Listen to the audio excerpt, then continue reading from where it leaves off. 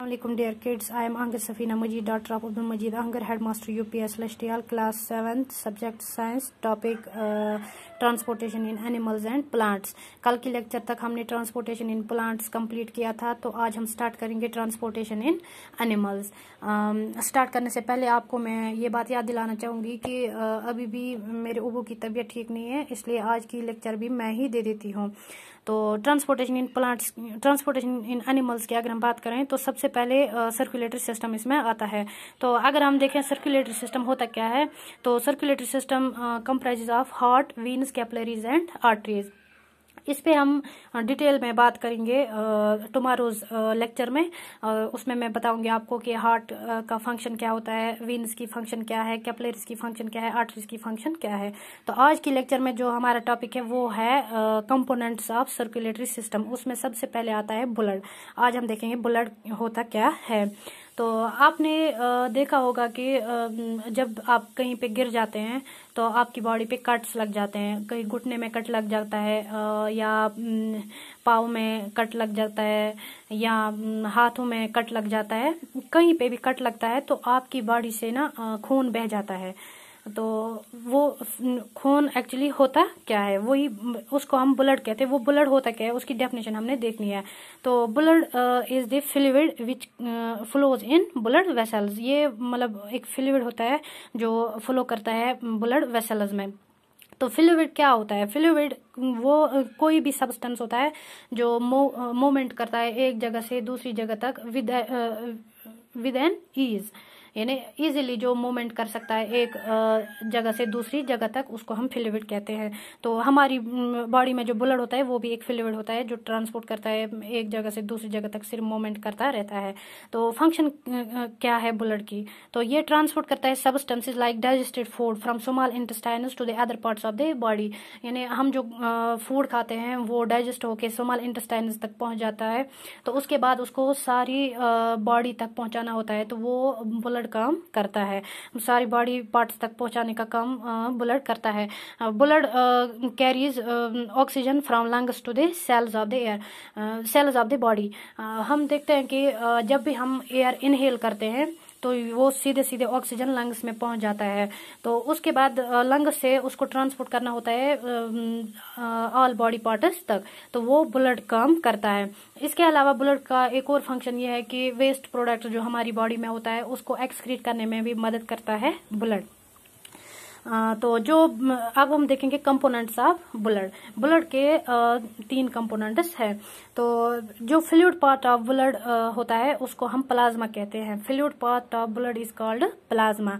और प्लाज्मा का जो कंट्रीब्यूशन होता है ब्लड में वो होता है 55%, यानी 100 में से 55% हमारी बॉडी में प्लाज्मा होता है, और बाकी 45% जो होता है वो आरबीसीज, डब्ल्यूबीसीज और प्लेटलेट्स का कंट्रीब्यूशन रहता है। आरबीसीज, डब्ल्यूबीसीज, प्लेटलेट्स को कंबाइनली हम फॉर्मड एलिमेंट्स कहते हैं।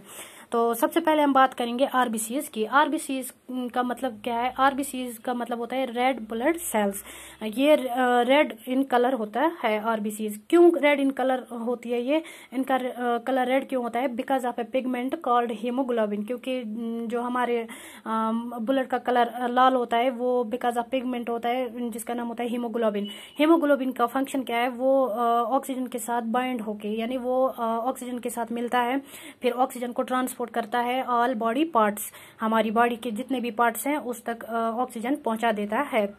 अगर हीमोग्लोबिन हमारी बॉडी में नहीं होता तो ऑक्सीजन बाकी बॉडी ऑल बॉडी पार्ट्स तक पहुंचाना मुश्किल काम हो जाता था हमारी बॉडी के लिए। तो ये काम हीमोग्लोबिन करता है। तो आरबीसीज अगर हम देखें तो RBCs are most abundant in our body. हम सबसे ज्यादा जो आरबीसीज, डब्ल्यूबीसीज, प्लेटलेट्स, इन तीनों में सबसे ज्यादा हमारी बॉडी में मौजूद होती हैं आरबीसीज। आरबीसीज का दूसरा नाम होता है एरिथ्रोसाइट्स। और उसके बाद आता है दूसरा टॉपिक डब्ल्यूबीसीज। डब्ल्यूबीसीज का फंक्शन क्या होता है? डब्ल्यूबीसीज पहले होती क्या है? White blood cells. इनका कलर सफेद होता है, तो उनको दूसरा नाम हम ल्यूकोसाइट्स भी दे देते हैं।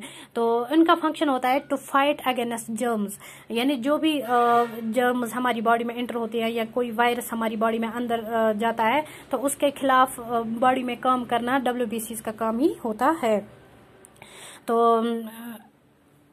उसके बाद होता है प्लेटलेट्स। आपने देखा होगा कि जब भी आपको कहीं पे कट लग जाता है, कहीं घुटने पे कट लग जाता है, या कहीं पैर में कट लग जाता है, हाथों में कट लग जाता है, आपकी बाजू में कट लग जाता है, तो खून बाहर आता है कुछ समय के लिए।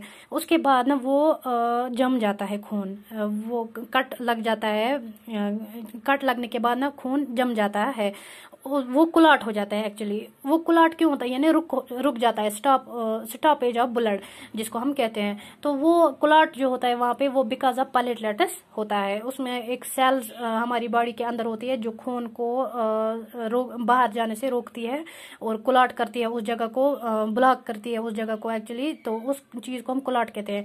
तो clotting of blood is because of platelets, ये प्लेटलेट्स का काम होता है। तो कल हम देखेंगे ब्लड वेसल्स क्या होती है। और उसके अलावा अगर हम फॉर्मल एलिमेंट्स की बात करें, यानी ल्यूकोसाइट्स की बात करें, इरिथ्रोसाइट्स की बात करें, प्लेटलेट्स की बात करें, तो उसमें फिर न्यूट्रोफिल्स भी आते हैं, यूसिनोफिल्स भी आते हैं, यानी न्यूट्रोफिल्स को हम फर्स्ट लाइन ऑफ डिफेंस कहते हैं। ये हायर कंसेप्ट है, ये आप 11th में जाके पढ़ोगे।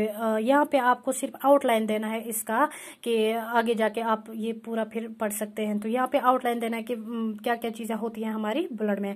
तो आज मैंने बताया आपको कि ब्लड में क्या क्या होता है। प्लाज्मा होता है, आरबीसीज होती है, डब्ल्यूबीसीज होती है, और प्लेटलेट्स होते हैं।